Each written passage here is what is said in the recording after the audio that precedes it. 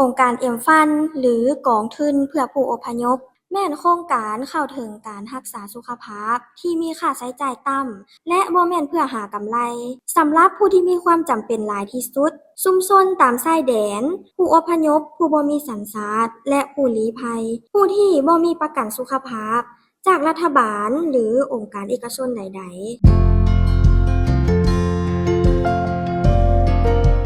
สมาชิกจ่ายค่าสมัครรายเดือนจำนวนน้อยเริ่มต้นเพียง130 บาทต่อคนสำหรับแผนพื้นฐานซึ่งคุ้มครองการเข้าถึงการรักษาที่มีคุณภาพครบถ้วนในเครือข่ายโรงหมอและคลินิกที่เป็นภาคส่วนร่วมตามแขวงชายแดนของประเทศไทย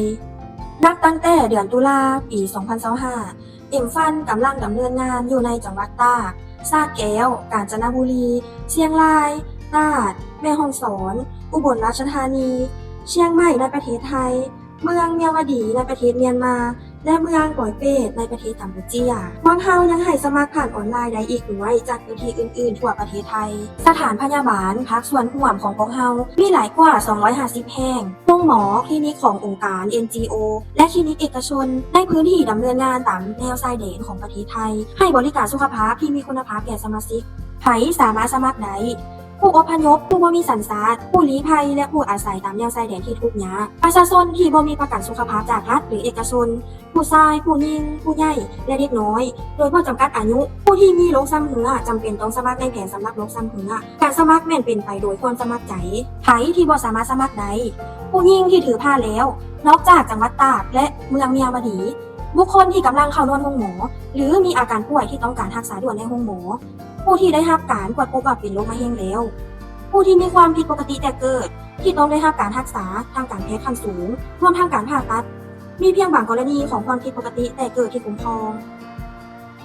วิธีการเฮ็ดเวียกของเอ็มฟันผู้สมัครจ่ายค่าสมัครรายเดือนจำนวนน้อยขึ้นกับแผนประกันที่เหมาะสมในพื้นที่ที่มีทีมงานเอ็มฟันพนักงานชุมชนจะสมัครสมาชิกในชุมชนโดยใช้แท็บเล็ตผ่านแอปพลิเคชันเอ็มฟันบัตรสมาชิกแบบอิเล็กทรอนิกส์จะถูกสร้างขึ้นและเชื่อมต่อกับ QR Code ส่วนตัวที่ให้แก่สมาชิกเมื่อสมาชิกต้องการรับบริการสุขภาพพวกเขาสามารถไปที่โรงหมอหรือคลินิกที่เป็นภาคส่วนร่วมกับเอ็มฟันและนำบัตรเอ็มฟันให้แก่พนักงานโรงหมอในโรงหมอพนักงานจะสแกน QR Code เพื่อเบิ่งสิทธิประโยชน์ของสมาชิกที่ยังมีสถานะบัตรใช้งานอยู่จะได้รับการรักษาฟรีและโรงหมอจะส่งใบบินไปหาเอ็มฟันโดยตรงเมื่อได้สแกน QR Code สถานะการเป็นสมาชิกจะถูกแสดงออกสมาชิกก็สามารถเช็คสถานะของตนเองได้จำนวนสิทธิ์คงเหลือและวันต่ออายุครั้งต่อไปโดยการสแกน QR Code โดยโทรศัพท์มือถือหรือแท็บเล็ตสิทธิประโยชน์เริ่มมีผลหลังจากสมัคร30 วันแต่การรักษาแบบเร่งด่วนและอุบัติเหตุจะถูกคุ้มครองทันทีโดยบ่ต้องท่า30 วันถ้าบัตรสมาชิกหมดอายุและสมาชิกนั้นต้องการต่ออายุบัตรการคุ้มครองจะเริ่มใหม่หลังจาก90 วันหลังจากชำระเงินใหม่ตามแผนที่เลือกไว้สิทธิประโยชน์และทางเลือกการคุ้มครองเอ็มฟันในปัจจุบันมีการใช้สิทธิดังต่อไปนี้สิทธิประโยชน์และทางเลือกการคุ้มครองสำหรับสมาชิกภายใต้แผน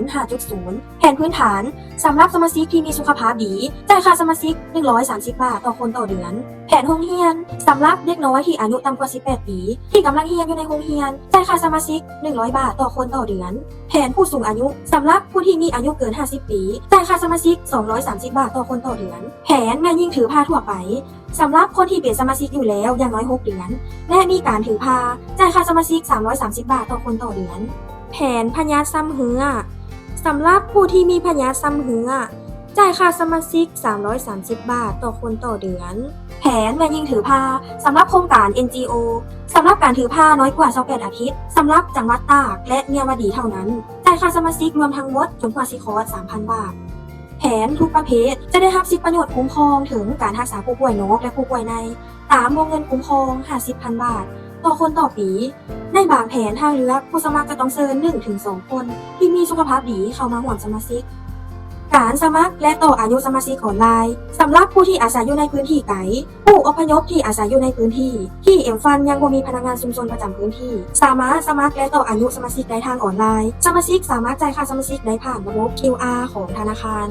สถานพยาบาลหัวมือของพวกเฮา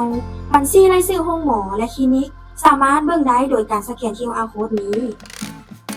น บตั้งแต่เดือนตุลา2025มีคนหลายกว่า 100,000 คนที่ได้สมัครเข้าเป็นสมาชิก โดยความสมัครใจได้เอ็มฟันได้คุ้มครองการรักษาผู้ป่วยนอกกว่า 150,000 กรณี และผู้ป่วยในกว่า 20,000 กรณี สำหรับข้อมูลเพิ่มเติม กรุณาติดต่อพนักงานชุมชนของพวกเราโดยเพิ่มบัญชีรายทางการแอปเอ็มฟัน หรือเข้าไปเยี่ยมชมเว็บไซต์ของพวกเรามูลนิธิดีมล็อกเมนต์การรักษาสุขภาพเป็นสิทธิ์บ่ใช้สิ่งพิเศษสำหรับบางคน